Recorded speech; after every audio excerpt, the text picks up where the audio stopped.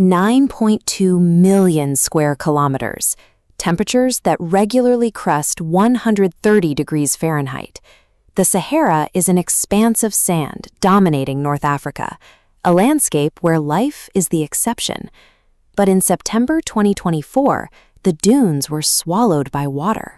An unusual cyclone pushed through Morocco and Algeria, leaving blue lakes shimmering directly on top of the parched ground. Some regions received 8 inches of rain in a matter of days. In a place that normally averages barely 3 inches a year, a single storm delivered more water than the desert had seen in decades.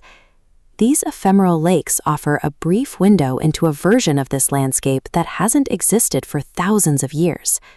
Look closely at what lies beneath the dunes.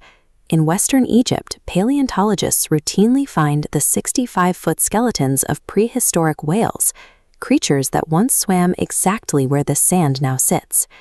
Travel west into Algeria, and you find the remains of Roman outposts.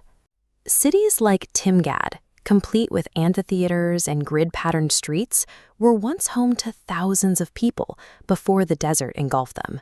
And etched into the rock walls of mountain plateaus, early human artists left detailed engravings of the wildlife they saw daily: cattle, hippos, and giraffes, whales, amphitheaters, giraffes.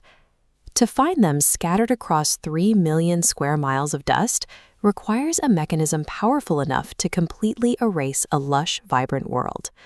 The answer lies roughly 14,500 years ago, during the African Humid Period. Earth does not spin in a perfect, rigid circle. As it rotates, it wobbles on its axis. This wobble, known as axial precession, operates like a massive 26,000-year planetary clock. Back then, this shift in orbital geometry pointed the northern hemisphere more directly toward the sun, bathing North Africa in intense summer solar energy. The warming landmass created a powerful updraft, supercharging the West African monsoon and pulling massive amounts of moisture inland from the Atlantic Ocean. As rain fell, plants took root, absorbing water in the soil and releasing it back into the atmosphere through evapotranspiration. This moisture gathered, formed clouds, and fell again. This constant feedback loop rapidly pushed the desert boundary back. Deep inland basins filled with water. Mega Lake Chad expanded to cover over 135,000 square miles, an inland sea the size of Germany. Rivers carved valleys through the newly formed grasslands, inviting early humans and large wildlife to migrate deep into the territory.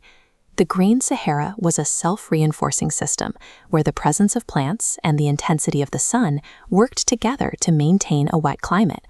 But the orbital clock kept ticking. Around 5,000 years ago, the pendulum swung back. Northern summers cooled, and the monsoons retreated south. Without constant rain, the vegetation died. The feedback loop fractured.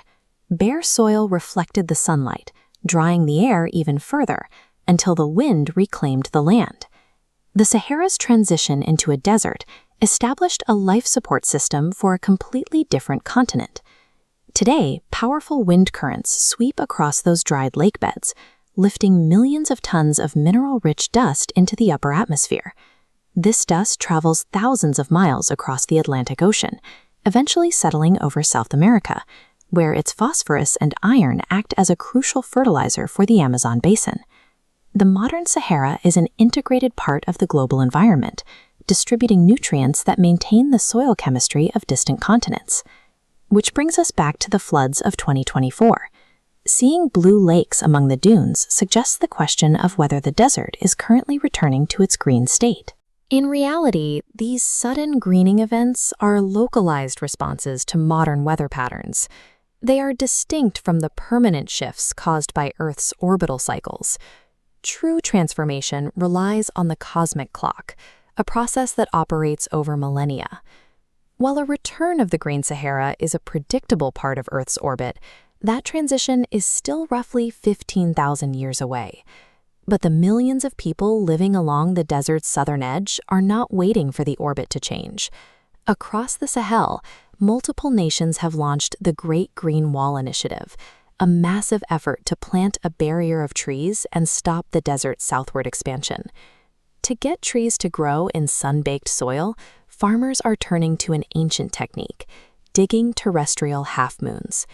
These small, semicircular ridges of stone and earth catch rare rainwater.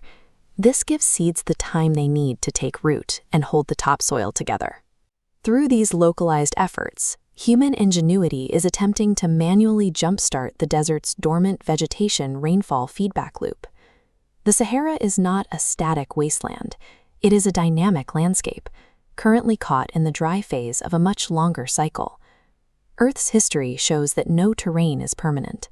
The world's greatest desert is biding its time, waiting for the day it will bloom once again.